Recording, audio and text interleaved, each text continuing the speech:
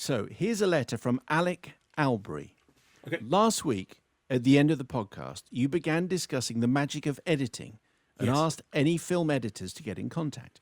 Yes. This was one of those rare moments where it felt like you were talking directly to me as I was listening after a long day of editing. Yes. So I thought I'd get in contact with the hope that you might read out my email. Lord knows I've tried before. I'm a film trailer editor working in Soho in London. Yes. First of all, I wanted to thank you for dedicating a good portion of the podcast to highlighting the importance of editing. It's an art that's consistently underappreciated or misunderstood by those that don't work in or obsess over film. The most common feedback I receive for my work is related to the visuals, yet I'd say about 60% of my time is dedicated to audio. Getting the dialogue, the music, and the SFX right is a real balancing act.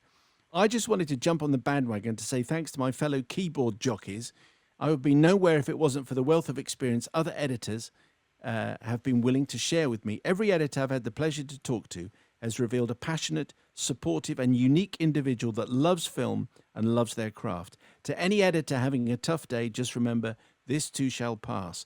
My latest trailer was for an upcoming Nicolas Cage film called Willy's Wonderland.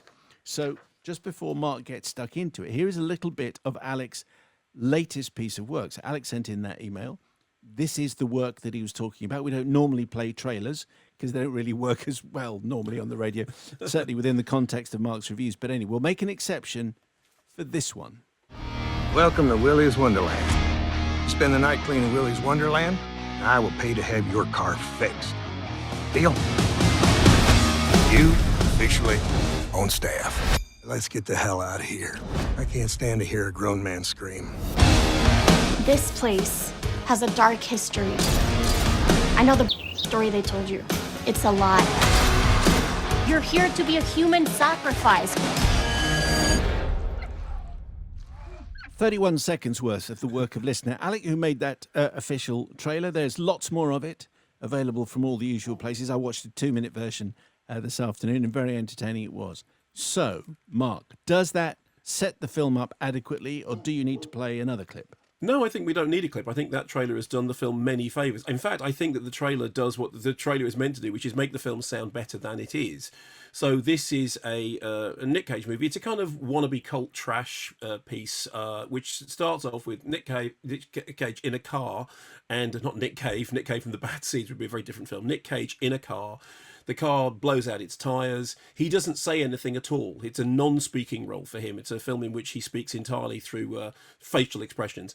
And he's told, okay, we'll fix your car. You've got to pay for it. He doesn't have cash. Okay, in that case, you've got to spend the night in Willy's Wonderland working as a janitor. In Willy's Wonderland, the thing is full of mechanical toys that come to life and attempt to kill him. So essentially, it is a kind of it's a one-note gag. It was inspired by a short film which the writer had made before, and it also draws very heavily on, I mean, a number of sources like video games like Five Nights at Freddy's, and if you look back to like Toby Hooper's The Fun House, and there was that Banana Splits movie. I mean, essentially, here's the thing: if what you want from from a movie is the sight of Nick Cage not talking, playing pinball, drinking this kind of weird punchy drink, and then having fighty matches with a giant gorilla or a large kind of ostrich creature and beating those things, then that's fine. My problem with it is that doesn't sustain a feature-length film. It's a one-note gag, which we have seen done before. That's not to say it isn't without a certain amount of enjoyment. I mean, Nick Cage does the whole thing about cranking everything up to 11, and despite the fact that he's not actually talking, he does that Nick Cage crazy performance and dances in a strange way, particularly when he's playing pinball. But it is one gag, which is that he's in the kids' Wonderland. All the mechanical toys come to life. They all try and kill him. He kills them back. That's pretty much it. And for me, that's a short film rather than a feature. Or, as we discovered when Edgar Wright did that trailer for Don't, the horror movie. If you're thinking of doing this, don't. It's a better trailer than it is a movie. So my congratulations to our emailer, who definitely made the best movie out of that movie with that trailer. Why doesn't he talk? It's kind of one of those, man with no name, cool hero things. He just doesn't talk. He doesn't talk. He just looks and seethes. Right. It sounds like a sketch. It's like a 2-minute Exactly. sketch. I know. Exactly so. And in fact, as I said, it has its roots in a short film, and that's still what it feels like.